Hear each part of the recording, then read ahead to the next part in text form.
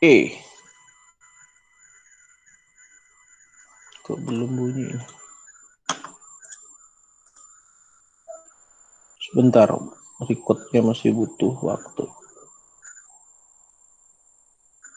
Oke, udah bunyi ya.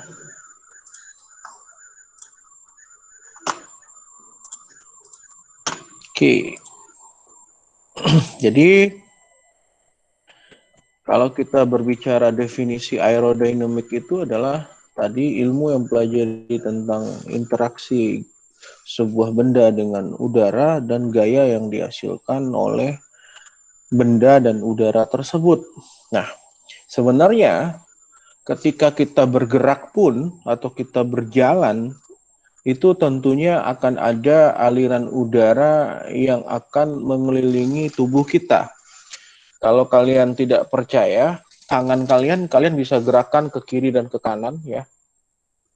Kiri dan ke kanan itu akan ada terasa di sekujur permukaan kulit kalian itu akan terasa ada gesekan dengan udara.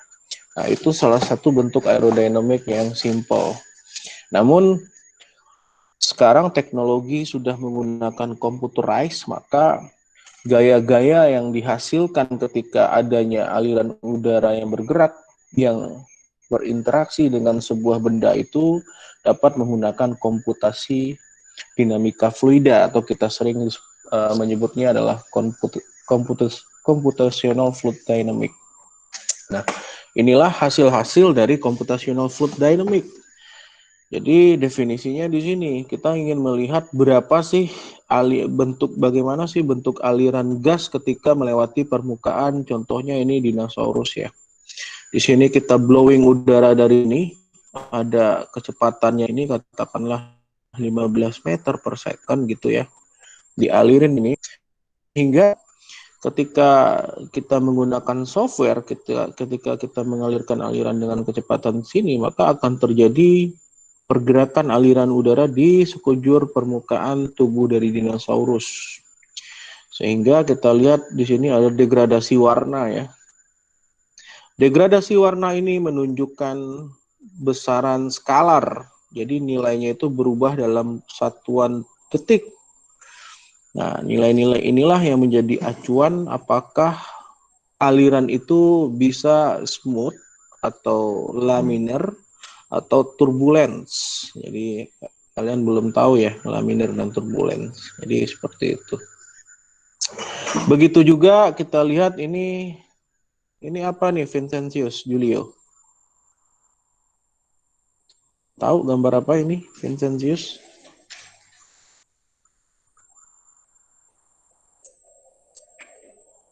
Tahu, Halo? Pak.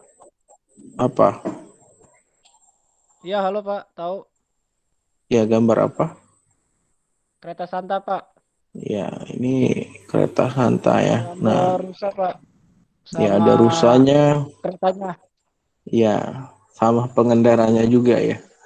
Jadi di sini kita lihat ada interaksi aliran udara itu ketika rusa itu bergerak secara bersama-sama untuk menggerakkan keretanya ini, maka kita lihat fenomena aliran terjadi di setiap perubahan dari badan rusa ini. Setiap perubahan itu diwakili oleh warna biru. Jadi di sini secara tidak langsung dapat kita katakan ketika benda-benda ini bergerak, maka di sini akan terjadi interaksinya. Interaksi antara aliran udara tersebut dengan benda-benda yang bergerak tersebut. Terlihat aliran gas tersebut berubah warna. Setiap perubahan warna itu menghasilkan fluktuasi nilai daripada gas itu sendiri. Jadi itu ya. Terus juga kita lihat fenomena formula ya. Ya katakanlah formula 1. Jadi desainnya itu dibuat sedemikian rupa tentunya untuk menghasilkan drag yang sangat kecil. Apa itu drag? Drag itu adalah hambatan. Hambatan itu dihasilkan dari udara. Nah, hambatan ini sering kita sebut dengan resistensinya ya. Semakin besar resistensinya, maka formula ini gaya hambatnya akan semakin besar. Sehingga perlu sebuah aplikasi untuk memodelkan formula ini dihitung berapa karakteristik daripada alirannya sehingga dia menghasilkan dragnya. Nah, desain daripada formula ini memanfaatkan kinerja daripada bentuk airfoil, tapi airfoilnya terbalik ya. Kenapa terbalik? Karena dengan kecepatan dia yang sangat tinggi, dia harus menapak. Menapak itu maksudnya harus menyentuh landasannya. Bayangkan kalau formula itu dengan kecepatan tinggi, dia bisa melayang. Nah, itu berbahaya sekali karena tentunya kendalinya akan sulit dikendalikan dari udara ya, kalau dia itu melayang seperti itu. Nah, itulah pentingnya pembelajaran aerodinamik di sini. Tentunya yang terakhir ini adalah pesawat ya. Nah, pesawat ini juga desainnya itu nggak sembarang desain untuk saat ini. Sebelum melakukan assembly perancangan, maka terlebih dahulu harus disimulasikan bentuk pesawatnya. Bentuk pesawatnya seperti ini, lalu dilakukan simulasi dengan uh, computerized melalui software yang disebut dengan computational fluid dynamic, di mana dia bisa menghitung berapa nilai lift atau koefisien lift dari sayap, koefisien drag, lalu ada drag polar CL per CD yang kita kenal terhadap masing-masing sudut serang atau keadaan pitch daripada pesawat ini. Nah, jadi inilah contoh-contoh aerodinamik saat ini. Jadi orang nggak perlu dulu mendesain pesawat, dia memodelkan dulu di computerized, sehingga dia mengetahui dulu lebih awal bagaimana konsep daripada karakteristik aerodinamika gasnya tersebut. Jadi kalau udah desainnya bagus, menghasilkan karakteristik aerodinamik yang bagus, baru di desain, lalu di assembly dan di manufacture dan diproduksi. Jadi hal-hal seperti itu perlu upaya untuk mengerti mengenai konsep daripada aerodinamik ya. Oke, sekarang sebelum kita mempelajari aerodinamik, kita harus mempelajari faktor eksternal yang mempengaruhi dari benda yang bergerak di udara. Apa itu? Yaitu adalah atmosfer. Jadi atmosfer itu definisinya adalah sebuah gas yang ada di permukaan bumi ini yang mengelilingi secara keseluruhan permukaan bumi. Nah, itulah yang disebut dengan atmosfer. Ya. Nah, kalau kita bahas mengenai berapa sih ketinggian aktivitas penerbangan itu, jadi ketinggiannya itu tidak ada definisi batasan ketinggian atasnya, karena kita tahu kalau kita berbicara penerbangan, pesawat Skyhawk atau pesawat pengintai itu terbangnya juga tidak terdefinisi ya. Atau kalau kita berbicara penerbangan transport atau pesawat jet fighter itu tidak lebih ketinggian terbangnya itu di 60.000 feet. Nah, 60.000 feet itu berapa meter? Ya kalian bisa mencari sendiri ya. Atau berapa kilometer. Oke. Jadi sekitar 20 kilometer ya. Nah, yang menjadi penting di atmosfer itu adalah kandungan daripada oksigennya. Kenapa oksigen ya? Kalau oksigen tidak ada di atmosfer, maka kita tidak bisa bertahan hidup ketika kita bergerak di udara ataupun hewan-hewan bergerak di udara selama penerbangan. Selain itu, oksigen itu dibutuhkan untuk proses pembakaran di dalam mesin turbin gas kalau kita berbicara pesawat ya. Jadi tanpa adanya oksigen, maka akan sulit terjadinya pembakaran sehingga gas turbin engine sulit menghasilkan yang kita sebut dengan thrust atau gaya dorong ya. Jadi seperti itu. Jadi kalau kita bicara atmosfer, maka kita berbicara kandungan gas yang ada di permukaan bumi. Seperti dulu kalian mungkin di SMA ataupun di fisika kemarin, kandungan gas itu 78% nitrogen kalau nggak salah ya, 21% oksigen, dan 1% inactive gas atau gas yang bercampur atau yang bervariasi di sana, yang kalau kita berbicara karbon dioksida itu secara di permukaan bumi itu fluktuasi tergantung banyaknya kadar daripada gas buang kendaraan yang ada di bumi, termasuk di Jakarta sendiri ya. Nah, jadi kalau kita berbicara penerbangan, maka oksigen itu sangat dibutuhkan untuk pembakaran dari bahan bakar.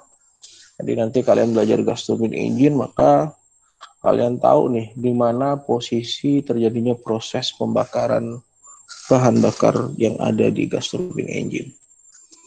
Nah, jadi kalau misalnya terjadi ketidakefektifan atau jumlah kadar oksigen di dalam permukaan bumi itu berkurang secara drastis, maka tentunya akan menyebabkan terjadinya pembakaran di gas turbine engine itu yang tidak sempurna, sehingga akan menghasilkan ketidakefisienan di dalam engine.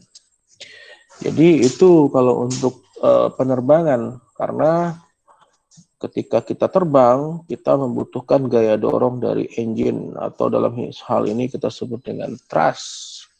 Namun, kalau kita berbicara performance human limitation atau batasan kinerja manusia, maka kalau kekurangan oksigen kira-kira menyebabkan apa ya, Ketua?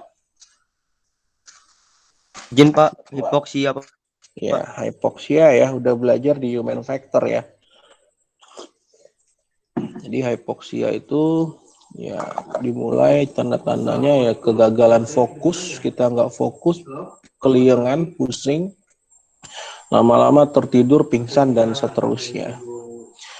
Jadi seperti itu. Nah, kalau kita berbicara atmosfer, maka secara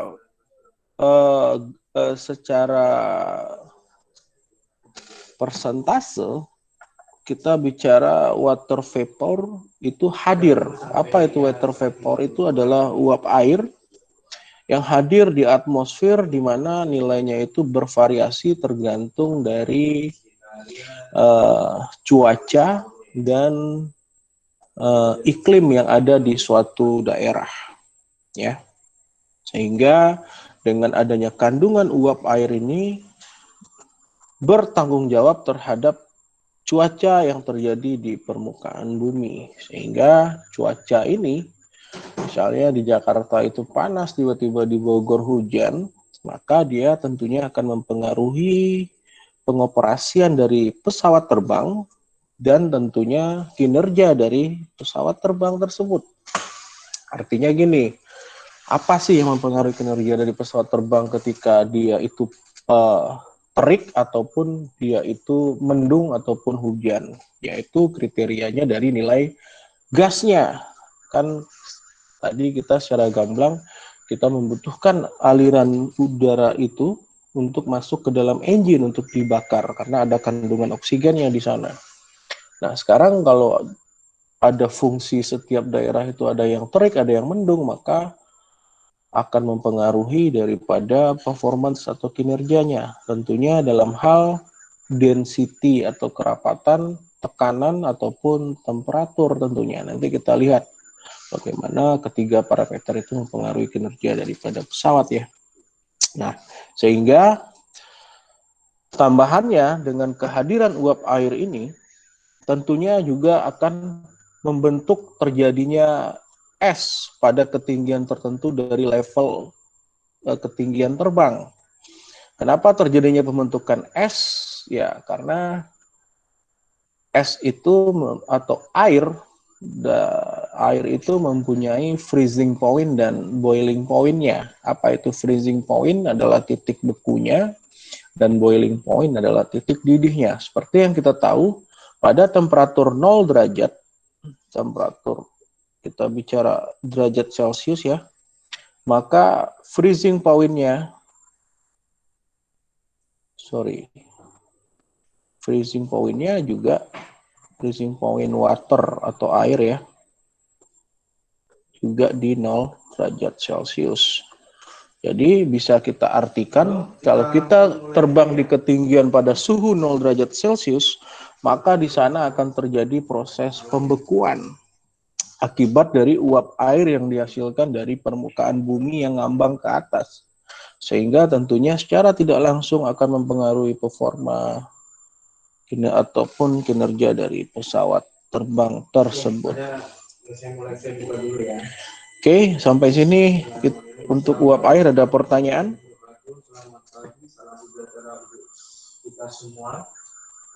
Tidak ada pertanyaan? Ya, sorry lagi ada yang ngajar juga nih. Dia ada background ya.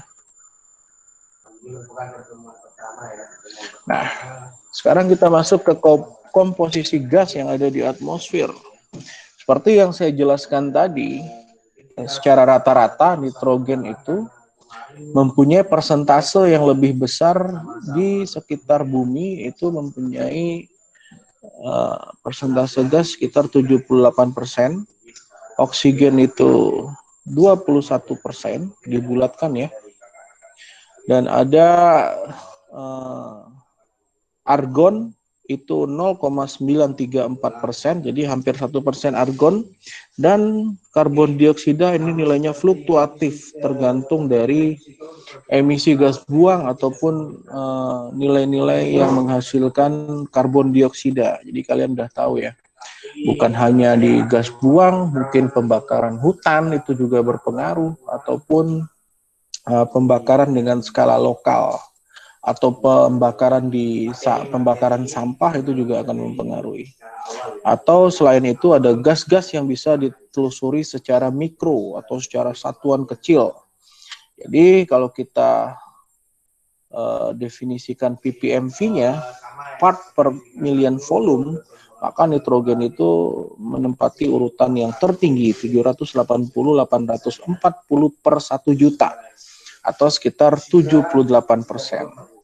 Terus oksigen 209-470 per 1 juta, jadi sekitar hampir 21%. Terus argon 9.340 per 1 juta, ya 0,934 ya. Ada karbon dioksida, ada neon di sini, ada helium, ada metan, kripton, ya tinggal kalian bagi 1 juta maka akan kalian dapat persentasenya. Jadi inilah detail dari gambaran gas yang mengelilingi bumi yang dianggap persentasenya ada yang fix. Kalau kita berbicara fix, persentasenya yang sangat besar, ada nitrogen dan oksigen, dan ada persentasenya yang bervariasi. Jadi seperti itu. Oke, nah jadi sekali lagi gas yang diseragamkan itu adalah nitrogen dan oksigen. Dan gas-gas yang ditelusuri ada argon, ada neon, helium, metana. Ini juga termasuk gas yang seragam.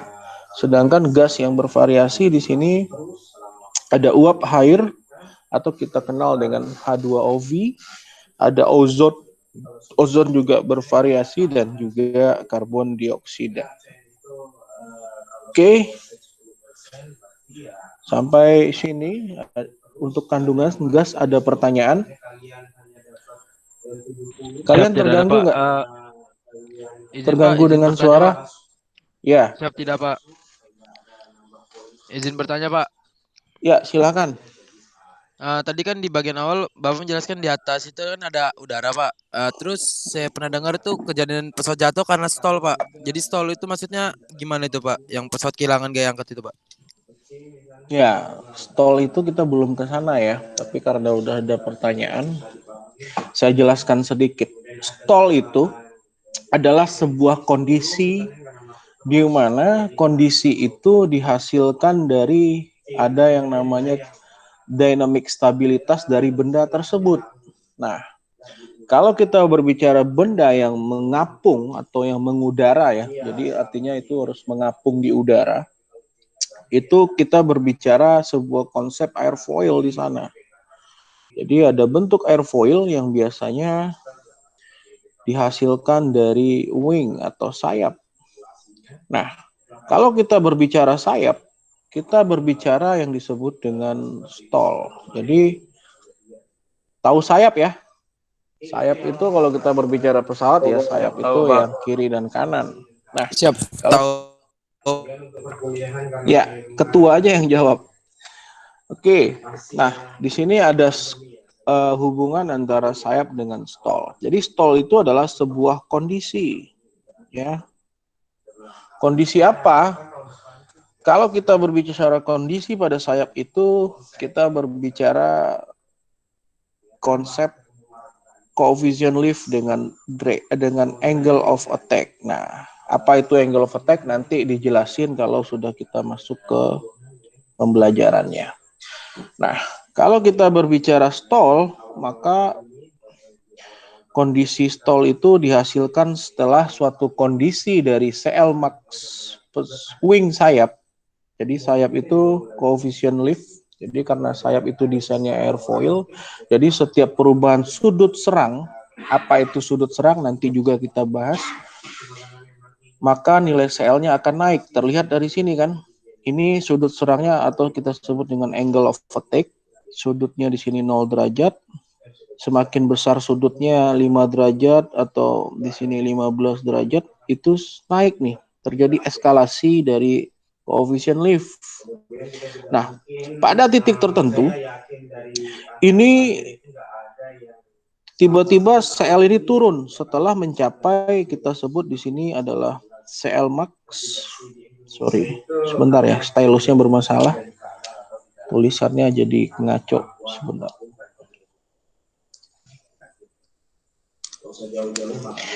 Jadi CLmax versus alpha critical. Nah, alpha critical itu di sudut katakanlah di sini 15 setelah eksperimen ya. Nah, jadi kondisi stall yang terjadi pada pesawat itu dikatakan apabila sayap itu telah melewati kondisi CLmax dan alpha critical. Jadi itu dulu yang kalian pegang. Itu kondisi awalnya ketika terjadinya stall. Jadi stall itu tidak terjadi akibat dari faktor eksternal. Kenapa? Karena gas itu akan selalu ada. Jadi yang bermasalah itu adalah sistem bendanya. Kenapa? Karena sistem bendanya ini mengalami ketidakstabilan pada sudut tertentu. Jadi itu dulu yang bisa saya jelaskan untuk saat ini. Kira-kira dari penjelasan saya paham? Siap, paham, Siap, Pak. paham, Pak. Oke, gitu ya. Jadi itu dulu. Dan juga stall juga terjadi di pesawat apabila pesawat itu terbang di bawah atau lebih kecil dari kecepatan V-stall-nya. Jadi walaupun dia terbang mendatar atau cruising ya, terbang mendatar gitu, tiba-tiba langsung stall. Kenapa langsung stall? Karena indicated airspeed-nya atau kita sebut dengan IAS itu dia terbang di bawah kecepatan V-stall-nya. Maka pesawat itu akan jatuh akibat dari gaya berat plus gravitasinya. Jadi seperti itu. Oke, kita lanjutkan. Nah, masih atmosfer ya. Jadi di atmosfer itu ternyata ada lapisan-lapisan yang harus kita kenal juga. Ada troposfer ya, ada stratosfer, ada mesosfer, ada termosfer, dan ada eksosfer. Jadi setiap lapisan-lapisan itu tentunya memiliki ketinggian. Dan setiap lapisan itu tergantung dari lintangnya dan bujurnya mempunyai ketinggian yang berbeda-beda juga. Artinya elevasinya bervariasi di setiap lintang dan bujur. Nanti kita lihat. Jadi secara real memang karena berdasarkan referensi ya kita tidak pernah melakukan pengujian secara eksperimen. Jadi ada 5 lapisan yang ditentukan oleh expert atau saintis bahwasannya lapisan atmosfer ini terdiri dari troposfer, stratosfer, mesosfer, termosfer, dan eksosfer. Jadi kelima lapisan ini mempunyai karakteristik yang berbeda-beda. Jadi seperti itu. Ini harus diingat ya, karena ini sekali lagi akan keluar baik itu di UTS dan di UAS untuk ujian multiple choice-nya. Oke, jadi kalian harus paham ini. Oke, sekarang hal yang penting dari atmosfer adalah sebelum kita mengerti tentang hukum fundamental dari penerbangan dan beberapa fakta dasar yang harus kita pertimbangkan karena namanya pesawat terbang itu beroperasi di udara ya. Jadi kita harus mengetahui properties dari udara. Apa itu properties? Yaitu kandungan dari udara tersebut, sehingga kandungan-kandungan itu tentunya mempengaruhi pengendalian dan kinerja daripada pesawat terbang tersebut. Jadi itu. Nah, yang pertama, karena kita sudah membahas jenis-jenis lapisan, maka kita detail ke karakteristiknya. Jadi ada troposfer ya. Troposfer itu adalah lapisan atmosfer. Ini definisinya ya. Jadi troposfer itu adalah lapisan atmosfer yang dimulai dari permukaan bumi atau surface of the earth sampai ke di mana temperatur dari aliran udara tersebut berhenti. Jadi misalnya kalau temperatur di sea level itu 14,7 pound square inch atau PSI, maka setiap elevasi 1000 feet itu dia bisa turun terus, turun. Jadi ingat, temperatur itu seiring dengan kenaikan ketinggian maka nilainya akan turun. Biasanya dinyatakan dalam bentuk kenaikan 1000 feet ataupun per 1 kilometer ya. Nah, itu turunnya berapa nanti kita diskusi di belakang. Oke, jadi itu definisi dari troposfer dan inilah karakteristiknya ya. Jadi kalau troposfer itu ketinggiannya 11 km atau kita konversi ke mil itu 6,7 mile. Terus udara secara konstan itu bercampur, di mana udara yang memiliki kerapatan yang lebih tinggi itu biasanya berada di bawah, sedangkan udara yang kerapatannya lebih rendah itu biasanya di atas. Jadi ketinggiannya lebih di atas. Kenapa? Karena kalau kerapatannya tinggi, maka secara tidak langsung kita bisa menghubungkannya ke dalam rho m per v. Kalau rho-nya naik, V-nya tetap, volumenya kan tetap ya. Kalau kita berbicara luas ataupun dikali dengan ketinggian, itu volumenya akan tetap. Tapi kalau rho-nya naik, maka masanya akan naik. Itu ya. Kalau masanya naik, maka udara yang mempunyai kerapatan yang tinggi tadi akan turun ke bawah. Pertanyaannya, kenapa kerapatan yang masanya yang lebih tinggi akan turun ke bawah? Kira-kira ada yang bisa jawab? Coba ketua dulu. Ketua nanti mendelegasikan ke siapa? Gitu. Siap, kurang tahu, Pak. Oke, didelegasikan ke siapa jawabannya kira-kira?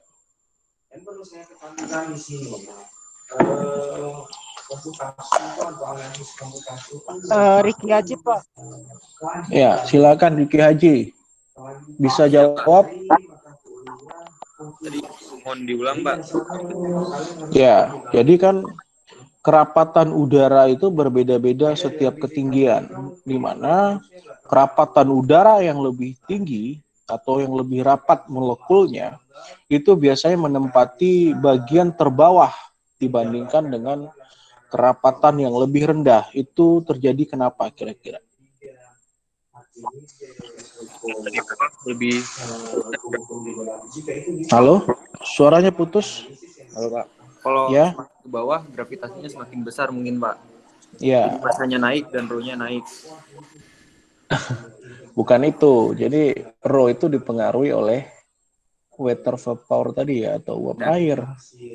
Nah, benar jawaban kamu, karena dipengaruhi oleh gravitasi bumi. Karena semakin dekat jaraknya dengan bumi, maka akibat dari beratnya atau bobotnya yang besar, maka dia akan ditarik ke bawah menuju ke permukaan bumi. Oke ya, jadi itu. Terus lapisan troposfer ini, di mana di sini terjadinya tempat lapisan cuaca. Jadi kalau kita ketahui sekarang musim hujan, yaitu adanya kegiatan itu, hujan itu dari awan itu di lapisan troposfer. Dan juga terjadinya climate atau iklim itu juga di lapisan troposfer. Nah, di lapisan ini kebanyakan massa atmosfer itu mengandung air, jadi mengandung uap air. Nah, sekarang pertanyaannya, kenapa di lapisan troposfer itu mengandung banyak uap air? Dari ketua dulu. Kalau tidak tahu, tinggal didelegasikan ke siapa. Silakan ketua.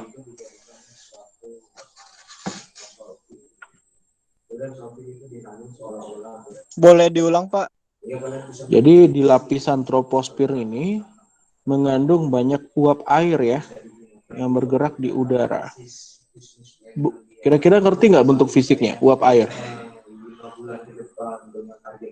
Uap air itu seperti embun bukan, Pak? Uap air beda dengan embun. Jadi uap air itu misalnya gini, kalau kalian masak air sampai pada suatu titik boiling point atau titik didihnya, maka secara tidak langsung, kalau secara manual ya kalian masak ya, itu akan ada gerakan dari cerek kalian ya, terus menekan ke atas. Nah, itulah uap air yang ada di ketika Oh iya, Pak, kalian paham, Pak. Nah, sekarang uap air itu ada di atas di permukaan bumi itu kira-kira banyaknya kenapa gitu.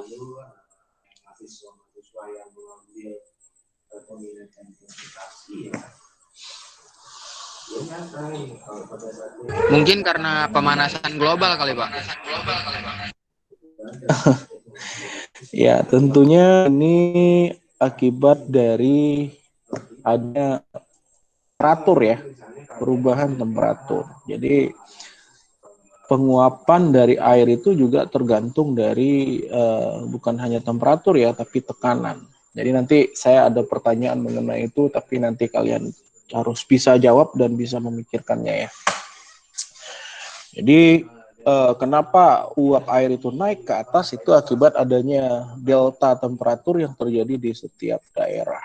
Dan kebetulan bumi itu ada air, misalnya laut.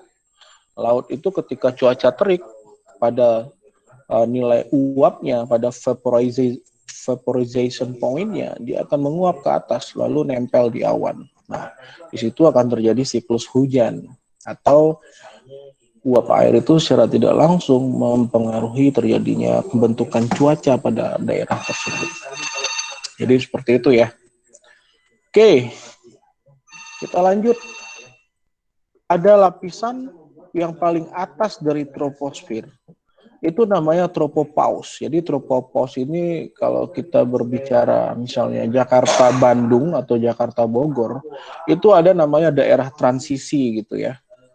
Daerah transisi itu ya daerah antara perbatasan Jakarta dengan perbatasan Bogor gitu. Lapisan pun juga ada daerah transisinya, yaitu dari troposfer ada tropopause. Jadi tropopause itu adalah batasan atas dari troposfer, di mana karakteristik dari lapisan ini temperaturnya konstan seiring dengan kenaikan ketinggian. Jadi setiap kenaikan elevasi pada lapisan tersebut itu tetap temperaturnya konstan. Jadi seperti itu. Kira-kira paham ya? Jadi karakteristik ini juga kalian harus mengerti. Jadi harus dimengerti, karena apa? Karena akan keluar juga di soal UTS maupun UAS.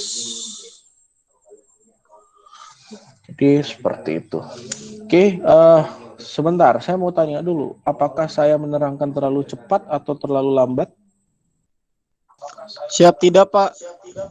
Oke ya, clear dan loud ya, loud dan clear ya. Oke. Nah, kalau kita berbicara tropopause, seperti yang saya sampaikan tadi, bahwasannya ketinggian dari lapisan itu bervariasi juga tergantung dari bujur atau garis lintangnya. Kalau kita lihat dari garis lintangnya, dari sini ke sini gitu ya. Kalau ada garis lintang bumi, kalau kalian tahu, ini di sini ada kutub utara dan kutub selatan. Nah, di sini jarak lapisan troposfer itu sangat dekat sekali. Ini sangat dekat sekali ya. Atau kalau kita bandingkan dengan sudut dari lintangnya itu di 15 derajat Celcius. Ini di daerah Eropa nih, ini di daerah Eropa. Kalau kita lihat di sini, ini di daerah Eropa, di mana ketinggiannya itu elevasinya cukup tinggi dibandingkan dengan yang ada di daerah kutub. Apalagi di daerah kita, yang garis bujurnya di sini, yang melewati namanya garis khatulistiwa dikenal ya. Ini lapisannya makin tinggi lagi untuk yang troposfer.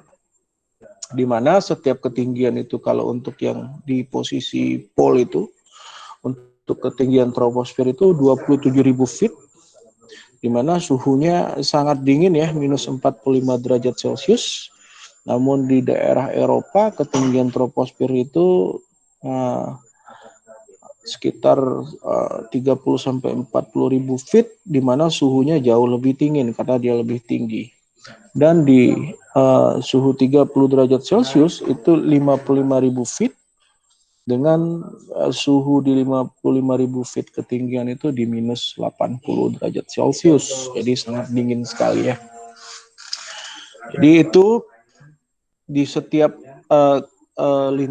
garis bujur dan garis lintang itu ketinggian dari lapisan troposfer itu bervariasi. Oke.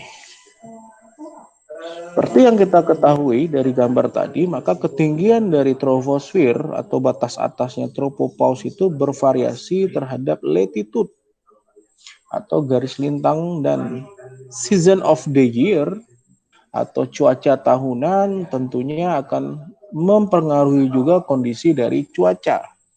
Sehingga sebagai hasilnya semakin tinggi garis atau jarak ketinggiannya, makanya akan mempengaruhi ada cuaca summer dan juga fine weather. Fine weather itu maksudnya clear sky ya. Clear sky. Clear sky itu maksudnya tidak ada mendung, cuacanya sangat jelas. Itu fine weather, ataupun summer itu ya kondisi yang panas ya. Oke, kita lihat di sini latitude. Latitude itu kalau kita berbicara garis ekuator yang di posisi kita, itu ketinggian tropopause itu tadi dalam feet 55.000 feet itu bentangnya antara 16 sampai 47 km. Jadi nggak selalu pada nilai yang konstan 47 km ya, bisa aja 16 km. Kenapa? Karena dipengaruhi oleh density di sini. Terus di 45 derajat north or south atau lintang utara, lintang di sudut 45 derajatnya antara lintang utara dan selatan itu daerah Eropa ya, ini 10 sampai 12 km ketinggian dari troposfer. Atau ini satuan dalam feet. Atau untuk di pol atau di posisi daripada kutubnya itu lebih rendah, 7 sampai 9 km atau bentangan 25.000 sampai 29.000 feet. Jadi itu untuk troposfer. Ada pertanyaan? Ketua?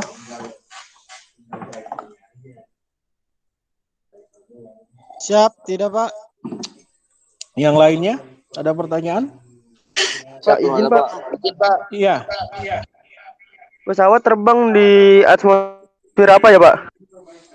Pesawat itu terbang itu biasanya tidak lebih dari aktivitasnya, sudah saya sampaikan, tidak lebih dari 60.000 feet. Kira-kira di lapisan mana? Kira-kira di lapisan mana kalau dia terbang tidak lebih dari 60.000 feet?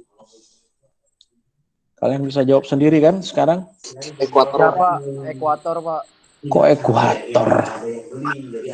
Mesos Pak. Tropopause. Troposfer. Ya, dia terbangnya di lapisan troposfer. Kenapa? Kalau di lapisan dari nanti stratosfer, nanti kita lihat karakteristik lapisan di sana ya. Nah, ini kita masuk ke stratosfer nih. Nah, apa itu stratosfer? Stratosfer itu definisikan dari sebuah lapisan yang berada di atas dari troposfer atau yang berada di atas dari tropopause.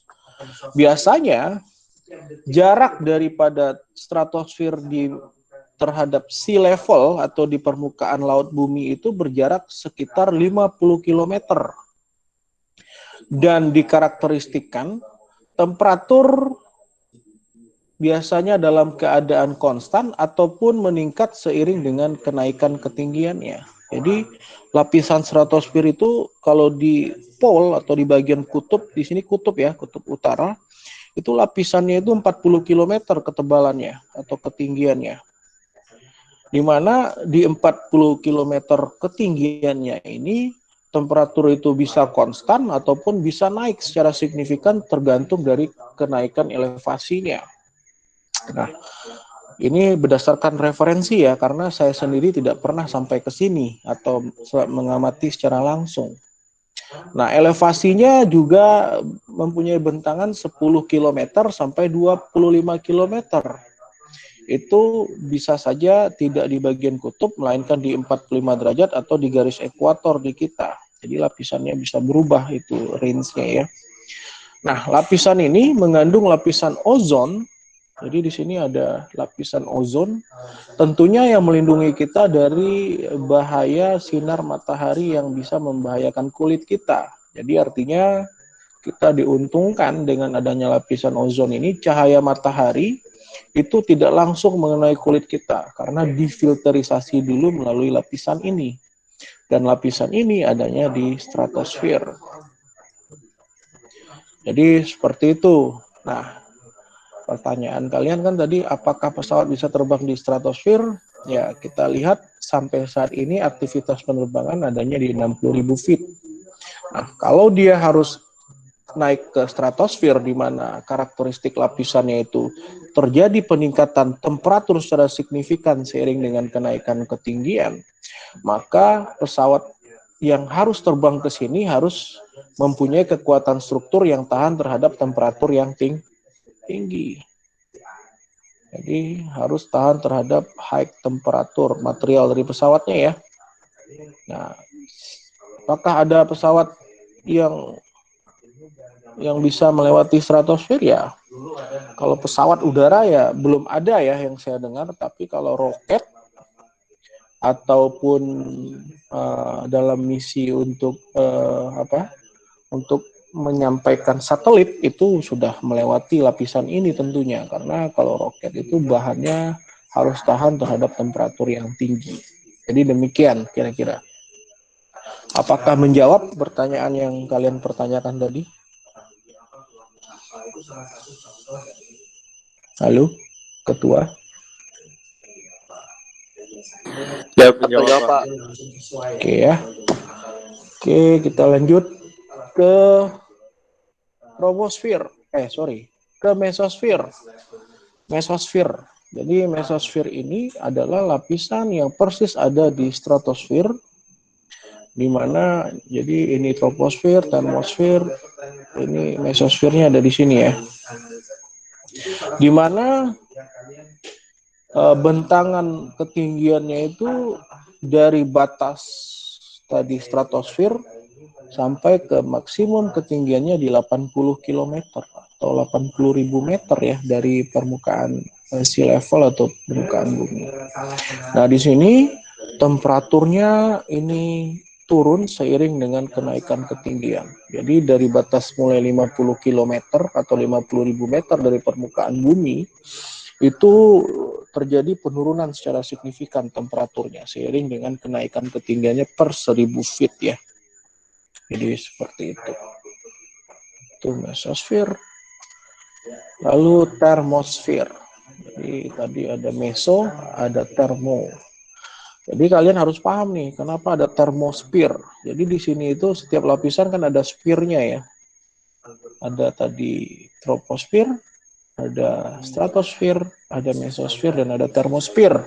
Spir itu ya bentuk fisiknya ya bulat ya, bukan elips. Tapi secara aktual lapisan-lapisan itu yang mengelilingi bumi bentuknya itu elips sesuai dengan garis bujur dan garis lintangnya. Namun tujuannya karena untuk mengelilingi bumi yang dikatakan bulat, makanya kata spir ini diambil dari situ.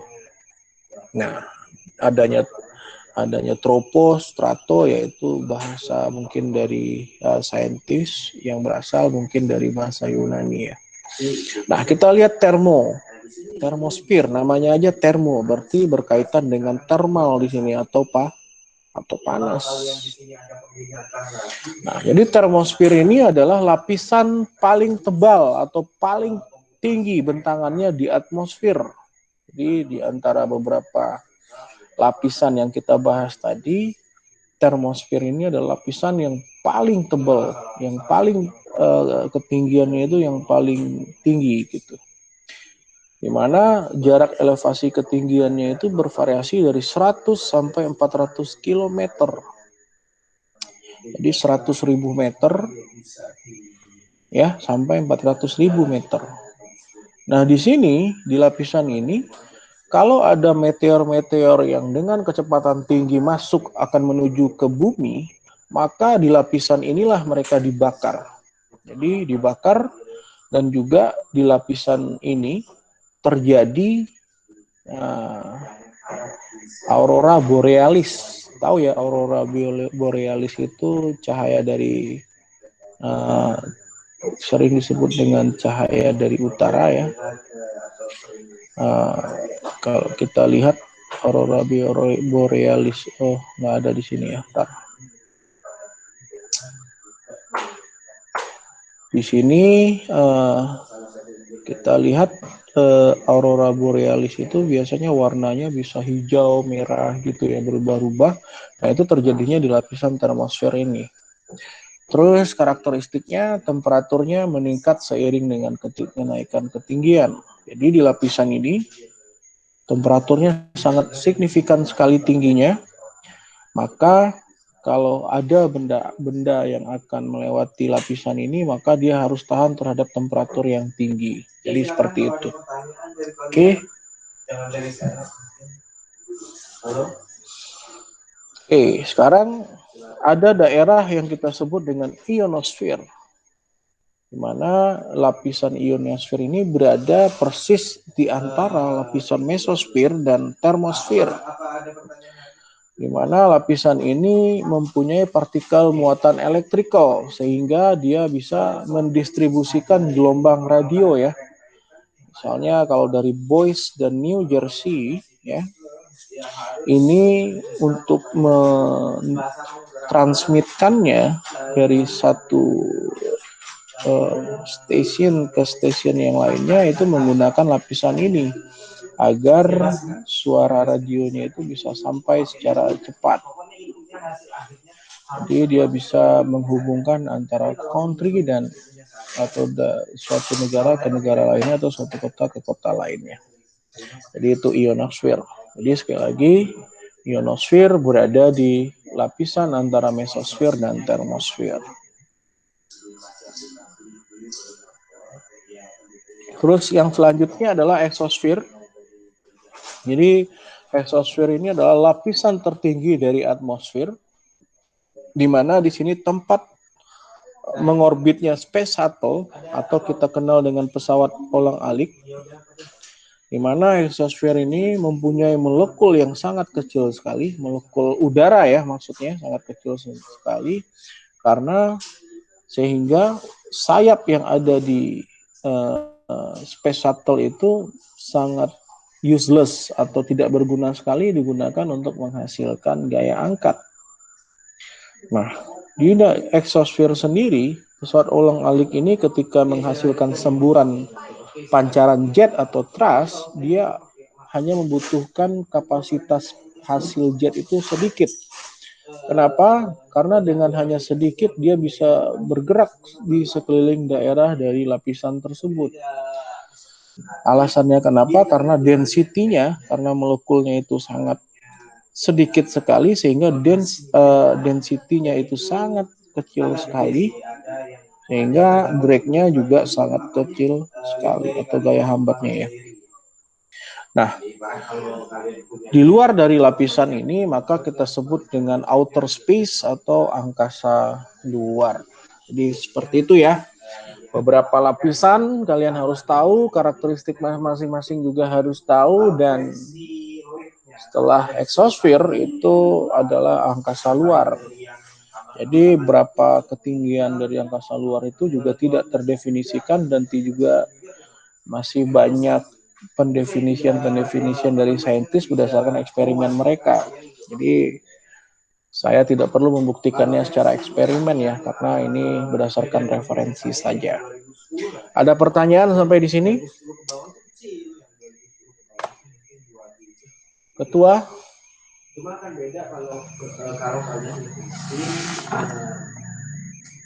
Ketua ada pertanyaan?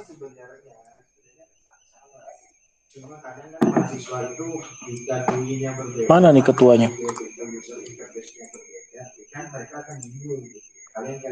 Kok diam nih? Ya, Pak. Pak. Ya, Pak. Ketuanya siapa nih sekarang? Tadi yang jawab dari tadi ketua siapa? Siap saya, Pak. Kamu siapa? Vincentius di sini namanya. Ya, siap. Vincentius Julio, Pak. Ready mana Ready? Siap saya, Pak. Jadi siapa ketuanya? Kamu apa Ready? Julio. Jadi sebenarnya udah ganti, Pak. Untuk semester 1 saya dan untuk semester 2 Vincent. Alasannya?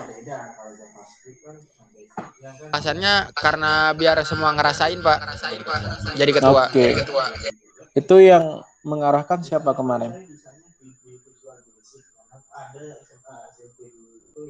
Teman-teman, Pak, dari usul pembina juga, Pak. Katanya suruh ganti, Pak. Oke, jadi Vincentius ya. Oke. Siap ya, Pak. Saya baru dikasih tahu, nggak masalah. Tapi yang penting tanggung jawab dan harus. Mungkin, Pak, tapi memang kalau ada perlu atau apa, boleh ke saya juga, Pak. Iya. Saling membantu aja, Pak. Iya, nggak apa-apa. Oke ya, jadi harus dibina seperti itu, tanggung jawab, kedisiplinan untuk menjadi prioritas kalian.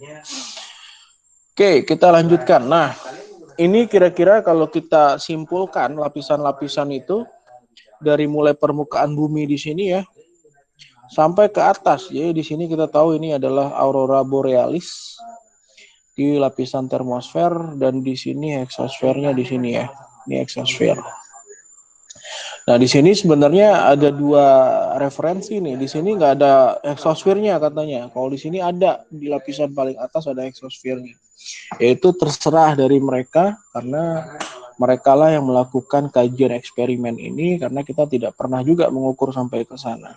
Jadi ini hanya asumsi-asumsi, referensi-referensi yang sifatnya berdasarkan eksperimen daripada saintis, khususnya yang mempelajari tentang astronautik ya. Oke, sekarang kita masuk ke, setelah kita masuk ke faktor eksternalnya adalah lapisan-lapisan daripada atmosfernya. Sekarang kita masuk ke karakteristik gas daripada atmosfernya. Kalau karakteristik gas itu dia mempunyai sifat atau kita kenal dengan properties ataupun kandungan. Nah, ada beberapa karakteristik, tentunya temperatur gas, tekanan, kerapatan, dan kelembapan atau kita kenal dengan humidity ya. Sekarang kita coba ke temperatur. Apa definisi temperatur? Temperatur adalah tingkatan derajat panas dari suatu benda. Jadi bagaimana cara mengukur tingkatannya itu, yaitu diukur dengan rata-rata pergerakan molekul yang dilihat secara mikro di dalam suatu gas tersebut. Jadi kalau kalian lihat secara mikro ataupun secara nano, kalian bisa melihat ternyata molekul gas udara ini tidak diam ya. Jadi dia tuh sebenarnya bergerak. Nah, setiap pergerakannya itu diidentifikasi. Wah, kalau pergerakannya seperti ini, suhunya segini. Pergerakannya seperti ini, suhunya segini. Jadi semakin cepat kegiatan atau kinetik daripada molekulnya itu, biasanya suhunya akan semakin tinggi. Jadi seperti itu. Tapi semakin lemah pergerakannya, semakin tinggi itu maksudnya semakin panas ya. Tapi semakin lemah pergerakan daripada molekul itu, maka suhunya itu akan semakin rendah atau dingin gitu. Nah, jadi ada dua skala dari temperatur yang biasanya kita gunakan. Ada temperatur relatif atau relatif temperatur, ada absolute temperatur. Jadi ada dua. Nah, kita definisikan satu-satu ya. Ada relatif. Relatif temperatur itu adalah skala penunjukan dari dua referensi titik, biasanya berdasarkan titik beku dan titik didih, di mana mengacu kepada air. Jadi ini mengacu kepada air ya, sekali lagi relatif temperaturnya. Nah, biasanya relatif temperatur itu dinyatakan dalam dua skala yang berbeda. Ada yang versi British itu dinyatakan dalam bentuk Fahrenheit. Jadi freezing point-nya di 32 degrees Fahrenheit dan boiling point-nya di 212 degrees Fahrenheit.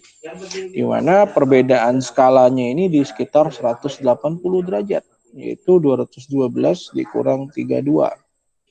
Sedangkan kalau Celsius itu digunakan untuk skala internasional atau sistem internasional, di mana freezing point-nya 0 derajat dan boiling point-nya di 100 derajat. Sehingga perbedaan suhunya itu di sekitar 100 derajat antara freezing point dan boiling point-nya. Nah, jadi kalau kita lihat faktor-faktor daripada nilai boiling point dan freezing point ya, maka kita akan mendapatkan konversi antara Celsius dan derajat Fahrenheit. Jadi perubahan 1 derajat Celsius akan merubah nilai sebesar 1,8 derajat Fahrenheit ya. Jadi tinggal 180 perbedaan skalanya dibagi dengan perbedaan skala 100. Jadi dapat 1,8. Jadi 1 derajat Celcius sama dengan 1,8 derajat Fahrenheit. Jadi gitu ya. Oke. Jadi kita lihat di sini temperatur relatif temperatur itu titik skalanya itu berdasarkan temperatur dari air ya. Jadi tadi ada 0 derajat, ada 100 derajat. Ada kalau Fahrenheit ada 32 Fahrenheit, ada 212 Fahrenheit. Nah, sementara kalau kita berbicara absolut temperatur, jadi ada relatif dan absolut. Absolut temperatur itu adalah sebuah temperatur yang menyatakan bahwasannya secara mikroskopik molekul-molekul itu memang tidak bergerak sama sekali. Jadi seperti yang saya bilang tadi, nilai daripada freezing point dan boiling point-nya itu dinyatakan bahwasannya secara mikroskopik molekulnya itu benar-benar masih bergerak. Walaupun dia masih di 0 derajat atau di di freezing point-nya ya. Tapi secara mikro molekulnya masih bergerak. Maka hal itu disebut dengan relatif temperatur. Tapi di mana molekul itu benar-benar tidak bergerak lagi, maka itu yang disebut dengan absolut temperatur. Biasanya untuk satuan sistem internasional berada di minus 273 derajat Celcius, atau bisa kita gunakan Kelvin di sini. Jadi untuk menghasilkan derajat Kelvin, maka setiap suhu yang mengandung satuan Celcius kita tambahkan 273. Ini absolut temperatur Begitu itu untuk sistem internasional. Kalau untuk British apa? Kalau untuk British biasanya menggunakan Rankine, di mana 0 derajat Rankine itu kalau kita konversi ke Fahrenheit itu minus 460 derajat Fahrenheit. Atau bisa kita bikin derajat Rankine itu sama dengan derajat Fahrenheit ditambah 460. Jadi seperti itu ya. Sekarang kita lihat absolute temperatur. Jadi absolute temperatur itu menggambarkan 0 derajatnya menggambarkan temperatur minimum yang secara teoretikal memungkinkan. Sehingga dengan secara teoritis memungkinkan, maka sangat tidak mungkin temperatur itu turun lagi pada nilai nolnya. Jadi artinya kalau dari freezing point tadi untuk air tadi 0 derajat Celcius itu sebenarnya molekulnya masih bergerak, maka dia masih bisa turun nih suhunya sampai mencapai 0 absolut yang sebenarnya, di mana molekul itu tidak bisa bergerak lagi. Oleh karena itu dinyatakan di sini bahwasannya secara teoritikal maka sangat tidak mungkin sekali temperatur itu akan bergerak menuju ke 0 absolut berikutnya. Jadi hanya ada 0 absolut. Jadi hanya ada 1 0 absolut gitu maksudnya. Jadi absolut temperatur adalah skala yang digunakan dalam persamaan kinerja dari pesawat terbang. Atau airplane performance equation ya. Jadi ada 2 temperatur absolut yang dikenal seperti yang tadi saya bilang adalah Rankine dan Kelvin. Oke. Sekarang kita lihat, ini udah dijelasin ya. Kelvin, ini udah. Ini juga sudah. Oke, sekarang pertanyaan saya.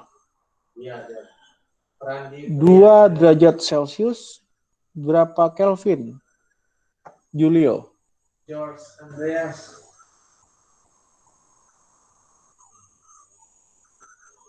Muhammad Hasim. Julio. Muhammad Hasim ada. 2 derajat Siap, Celcius ya, Pak. berapa Kelvin? Ya, itu sudah ada di layar ya. 2 derajat Celcius berapa Kelvin? Kita Kartika. 275,15 Kelvin. Ya, jadi 275,15 Kelvin. Ya, juga bisa 275 Kelvin ya. Jadi 15 itu kan kalau kita bulatin ke 275 juga ya. Jadi seperti itu.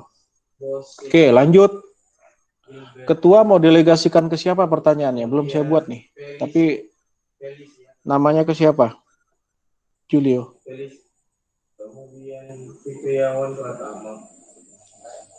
Ke Andung, Pak. Siapa? Andreas Timbung, Pak. Andreas Timbung. Ya. Siapa? 15 derajat Celcius berapa derajat Fahrenheit? Raihan Maulana Yahya. Raihan Dano Pratama. Rizky Andriati. 59 derajat Fahrenheit, Pak. Berapa? 59, Pak. Gimana cara nyarinya? Diana Fania Reta Diakara. 15 derajat Celcius dikali Ya. 9/5, Pak. Terus? Lihat kali Wafi. Ditambah 32, Pak. Rafi Adi Nugraha. Yang mana dulu nih? 15 dikali dulu apa 9/5 ditambah dulu? Dikali dulu, Pak. Berarti gini. Oh, sorry. Muhammad Nurul Setiawan. Berarti gini. Siap ya, Pak? Iya. Oke. Tahu 9/5 dari mana? Emang rumusnya gitu, Pak? Iya, dari mana rumusnya?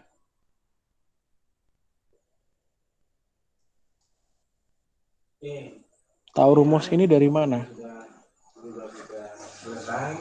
Ada yang tahu yang tadi kita jelaskan? Iya, silakan. Oke, kalau tidak tahu, coba kita lihat ya.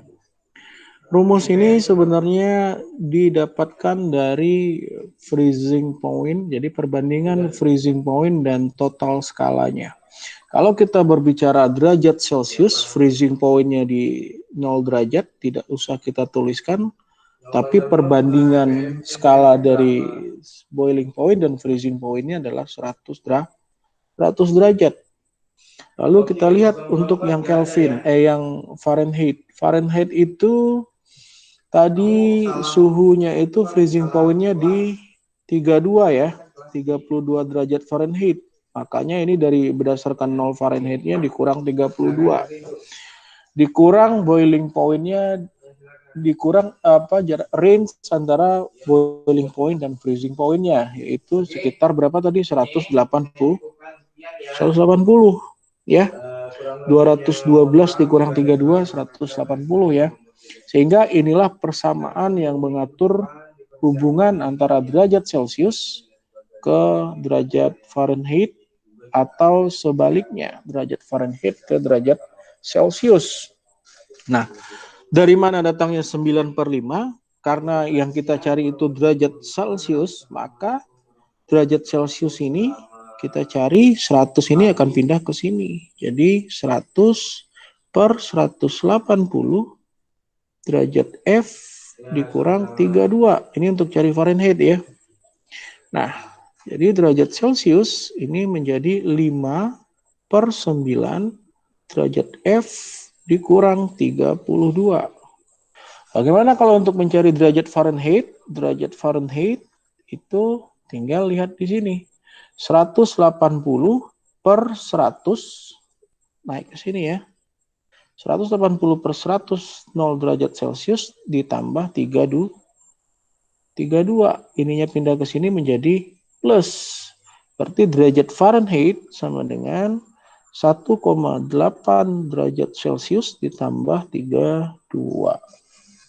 Jadi kalau dia 15, maka nyarinya 1,8 derajat Celcius ini sama dengan 9/5 ya, karena kalau sama-sama dibagi 20 ini dapatnya 9/5 dikali derajat Celcius ditambah 32. Jadi sama kayak yang tadi. Jadi 9/5 derajat Celciusnya 15 ditambah 32. Sehingga hasilnya adalah ini habis 3. 9 kali 3, 27 ditambah 32 itu adalah 59 derajat Fahrenheit. Jadi seperti itu. Dan ini, hitungan-hitungan ini kalian sudah harus paham karena akan keluar di UTS maupun di UAS. Siapa? Jadi udah harus khatam ya, khatam. Tahu khatam ya? Siap tahu, Pak. Apa itu? Hafal di luar kepala, Pak. Khatam tuh hafal di luar kepala. Oh. Tamat, Pak. Wah, kalau tamat jangan dong. Kalau tamat tuh bahaya. Khatam itu bukan berarti tamat ya. Justru dengan khatam ya kita harus ngulang lagi biar makin khatam gitu ya. Jadi seperti itu. Jadi bukan tamat. Kalau tamat berhenti dari segala aktivitas. Itu tamat. Oke. Sekarang, nah ini formula conversion. Kalau kita ingin menyatakan relatif temperatur ke absolute temperatur atau sebaliknya. Absolute temperatur ke relatif temperatur. Kalau misalnya derajat Kelvin, ini bisa dinyatakan dalam bentuk Celcius atau sebaliknya.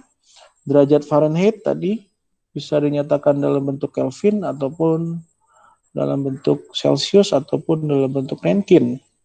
Celcius pun begitu, sedangkan hubungan antara Rankine dan Fahrenheit seperti ini, dan ada hubungan antara Rankine dan Kelvin. Jadi ini kalian udah harus tahu ya. Ini nanti soal UTS ataupun UAS ini juga akan keluar seperti itu. Sampai sini ada pertanyaan terkait temperatur dan segala konversinya? Ketua? Tidak, Pak.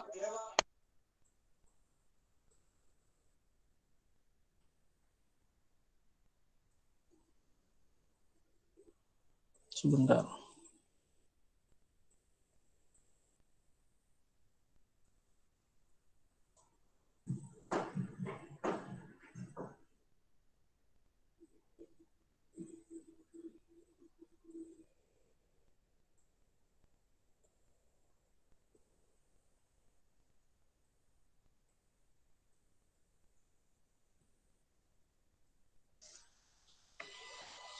Oke, kita lanjut. Nah, temperatur selain mempunyai istilah ada relatif temperatur dan ada absolut temperatur, juga mempunyai ada istilah lapse rate. Lapse rate itu definisinya adalah penurunan temperatur seiring dengan kenaikan elevasi ketinggian. Jadi itu definisinya lapse rate. Jadi lapse rate itu adalah istilah untuk temperatur. Nah, biasanya nilai gambaran dari lapse rate ini atau penurunan temperatur seiring dengan kenaikan ketinggian itu dinyatakan dalam bentuk standar JET atau JET standar. Ini sebuah asosiasi dari manufaktur engine ya, di mana dinyatakan setiap kenaikan 1000 feet itu terjadi penurunan temperatur 2 derajat Celcius. Jadi misalnya kalau di sea level ini 14, kalau dalam Celcius itu katakanlah kita berada di di garis khatulistiwa itu 30 derajat Celcius, naik 1000 feet dia berturun 2 derajat atau 28 derajat Celcius dan seterusnya. Itu kalau ada standar JET. Kalau internasional standar atmosfer atau ISA ini menggunakan nilai yang bisa dibandingkan, di mana per 1000 feet suhunya itu turun 1,98 derajat Celcius. Jadi ini nilai penurunan average ya. Jadi bukan selalu 1,8, kadang-kadang 2 derajat, kadang-kadang 1,9, kadang-kadang 1,98, sehingga di-average-kan setiap elevasi ketinggiannya nilainya 1,98 derajat Celcius. Lalu ada lagi untuk kepentingan meteorologi, maka dalam hal ini BMKG dia dinyatakan dalam bentuk saturated dan not saturated. Ada yang titik jenuhnya, ada yang tidak jenuhnya. Di mana konsep dari saturated dan not saturated itu berdasarkan daripada nilai temperaturnya atau nilai kerapatannya ya. Di mana kalau dia itu saturated, dia akan menghasilkan nilai yang penurunan suhunya itu lebih rendah, 1,5 derajat Celcius per 1000 feet. Kalau dia not saturated, dia itu di 3 derajat Celcius per 1000 feet. Jadi saturated itu maksudnya kerapatannya sangat tinggi, sehingga penurunan suhunya itu menjadi lebih rendah per 1000 feetnya dibandingkan dengan saturated ya.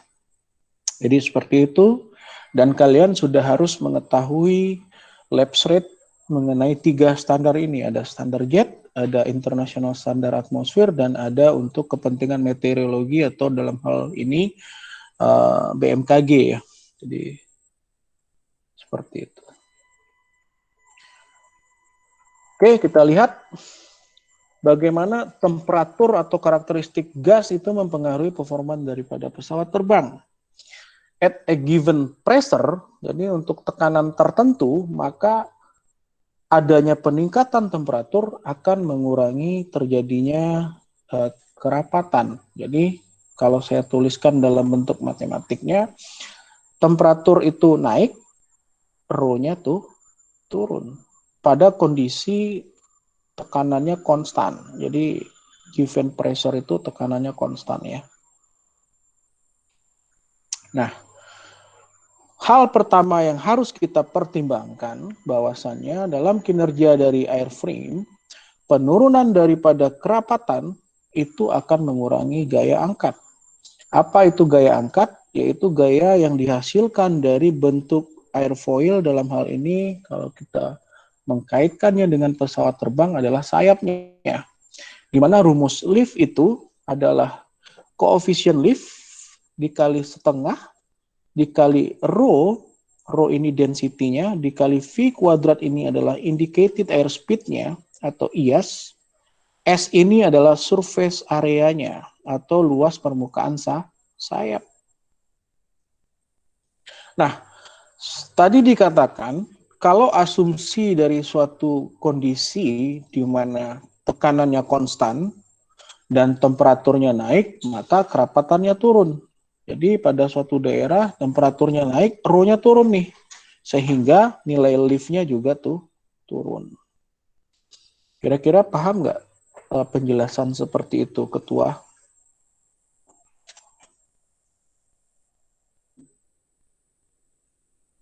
Ketua?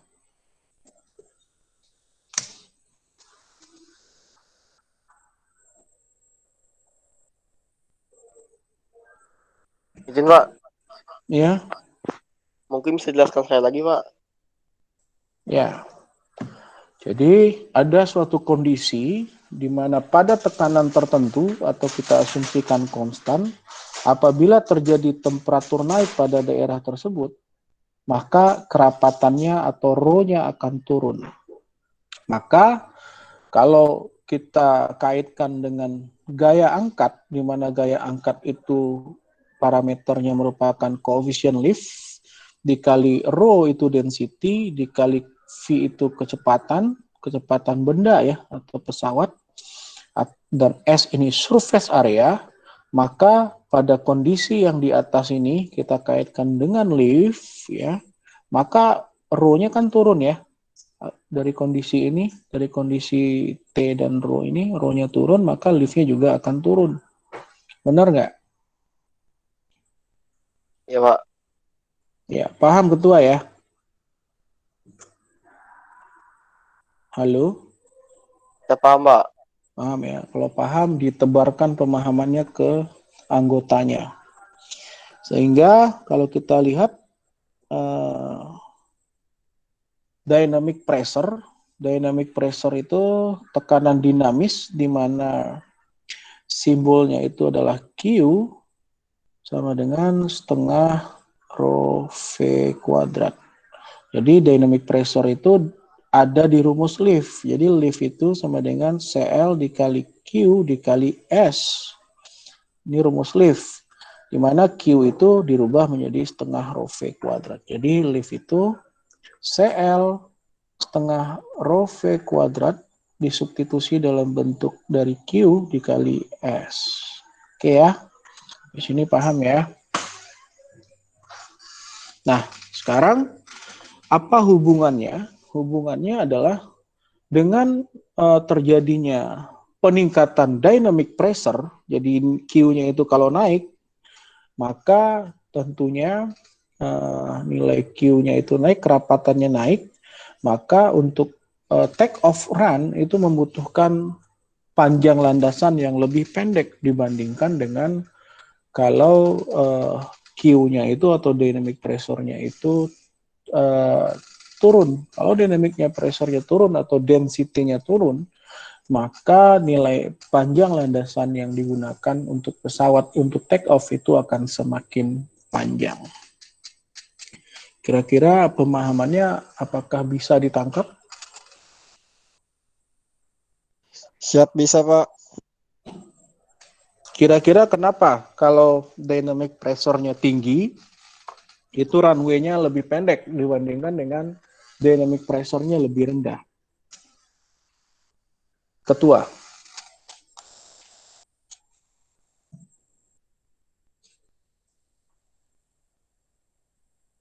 Siap ya Pak.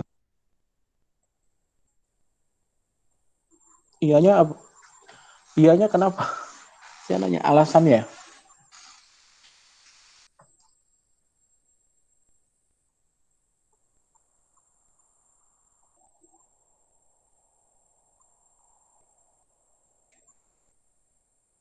Izin Pak, apa Ya. karena tekanan lebih tinggi ya Pak? Salah. Ini kita belum bicara tekanan yang lebih tinggi ya. Tapi kita kondisi ini berbicara tekanannya konstan. Yang bervariasi itu adalah temperatur dan kerapatannya. Kalau dynamic pressure-nya tinggi atau Q-nya itu naik berdasarkan rumus Leaf ini, Rho-nya naik apa turun? Rho itu kerapatannya naik apa turun?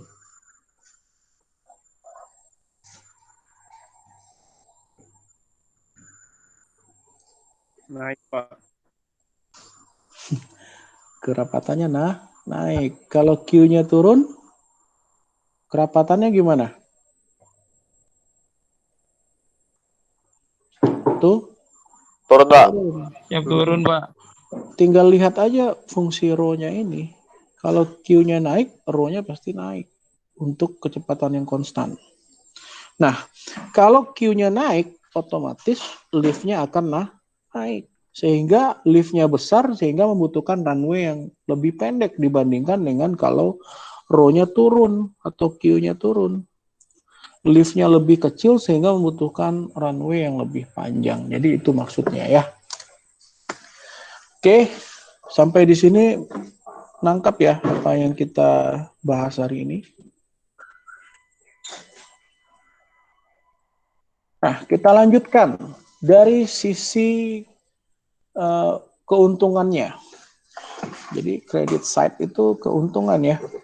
Di mana dengan adanya peningkatan temperatur, jadi temperaturnya naik, sehingga dikatakan di sini drag-nya akan berkurang. Kira-kira kalau dari persamaan drag yang seperti ini, kenapa kira-kira drag-nya berkurang? Ketua.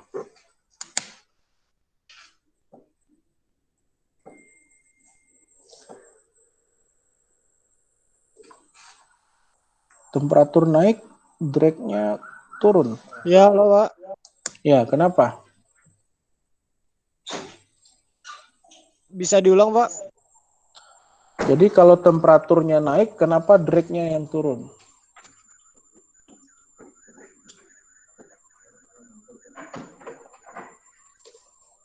Kira-kira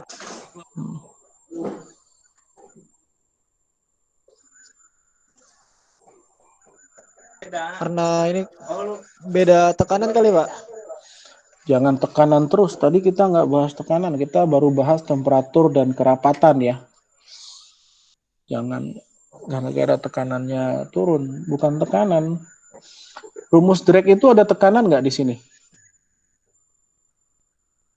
Yang ada dynamic pressure atau tekanan dinamis, Bu. Jadi bukan tekanan total ya, tapi dynamic pressure itu tekanan dinamis, di mana nilainya adalah setengah rho V kuadrat. Atau ini simbolnya adalah Q. Nah, kenapa drag-nya berkurang? Karena ketika temperatur naik, kerapatannya berkurang turun. Jadi kalau ini turun, maka drag-nya juga akan turun. Jadi seperti itu hubungannya. Nah, dengan adanya kenaikan temperatur juga, kalau kita hubungkan terhadap performance piston, maka dengan kenaikan temperatur, maka aliran udara yang ditarik ke dalam silinder heat itu tentunya akan menghasilkan karena temperaturnya naik, kerapatannya berkurang, mass flow rate atau laju aliran massa yang masuk ke dalam ruang bakar itu akan semakin sedikit. Sehingga nilai power tenaga yang dihasilkan mesin piston itu akan turun akibat terjadinya peningkatan temperatur. Jadi seperti itu. Sampai di sini paham ya, Ketua?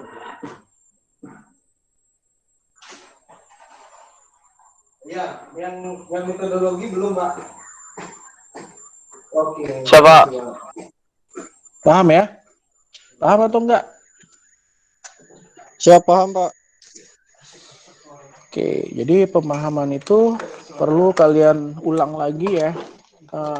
Jadi intinya untuk kegiatan hari ini Itu kita cukupkan sampai di sini dan pengulangannya kalian lakukan sendiri. Karena sebentar, saya barusan terima WA dari Warik 3, saya harus ketemu beliau nih ya. Oke, Siapa? saya absen dulu. Sekarang tanggal berapa, Julio? Sekarang 4 tanggal ya? 4, Pak. 4 Maret Iya, Pak. 2021. Vincentius hadir, Julio. Siapa hadir, Pak? Panggi. Panggi.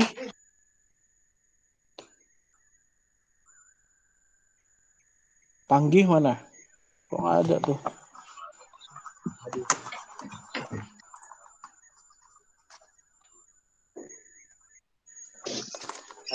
Panggi hadir, Pak. Taruh. Kamu kemana, Panggi? Coba semuanya di-on-kan dulu kameranya. Saya mau lihat satu-satu. Jaringannya, Pak. Ya, jaringannya masih ini ya, belum stabil. Oke, sekarang ready. Hadir ya. Diva. Siap saya Pak, hadir. Siap hadir, Pak. Oke. Muhammad Rian. Siap, Muhammad Rian, hadir Pak. Muhammad Ziad. Hadir Pak. Ilman Amanu. Siap hadir Pak. Reza Saputra. Hadir Pak, saya di kameranya Rehan Arif Mika Ginting. Oke, Muhammad Dwi Prayogi. Pak, berdua. Siap hadir Pak. Terima kasih Pak. Imam Qori Mukminin. Siap, hadir, Pak.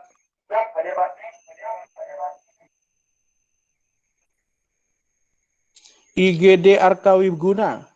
Siap hadir Pak. Muhammad Wirayudatama. Siap, hadir, Pak. Abdul Malikul Mulki Safli. Siap hadir Pak. Riki Acit Romansyah. Siap hadir Pak. Devanda Maulida. Siap hadir Pak. Rizky Angga Pratama. Siap, hadir, Pak. Muhammad Hafiz Azril. Siap hadir. Oke. Siap hadir Pak. Andreas Timbung. Siap, hadir, Pak. Nanda Agung Satria Muda.